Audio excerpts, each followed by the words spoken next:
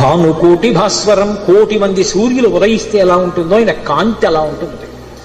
భవాబ్ధితారకం ప్రభుం, సంసారం అనే సముద్రాన్ని దాటించేస్తాడు ఆయన పాదాలు పట్టుకుంటే. నీలకంఠమిప్సితార్థదాయకం త్రిలోచనం, నీలకంఠుడై హలాహల భక్షణం చేసినటువంటి శంకరుడై లోకములను అనుగ్రహించగలిగిన వాడై భక్తజనుల యొక్క ఈప్సితములను తీర్చగలిగిన వాడై ఉంటాడు.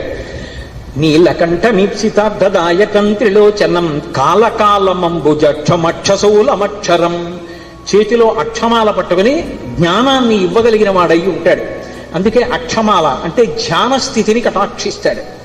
పుస్తకాలు చదవడం గొప్ప కాదు, ధ్యానం చేయగలిగి ఉండాలి. ఆ మనస్సు చెప్పినప్పుడు మాట వినాలి. పిలవగానే మనసు వెనక్కొచ్చి ఎవరిని చూడమంటున్నానో వాళ్ళని చూడాలి. రా చూడు పార్వతీ పరమేశ్వరుల పాదద్వంద్వాన్ని అనేటప్పటికీ అది గబగబా వచ్చి కూర్చుని చూడడం అలవాటు అవ్వాలి. మనసు ఎలా వినాలి అంటే కుక్క మాట విన్నట్టుగా వినడం, ఎద్దు మాట విన్నట్టుగా వినడం మనసుకి రావాలి. కుక్క చూడండి అన్నాను అనుకోండి పరిగెత్తుకొస్తుంది.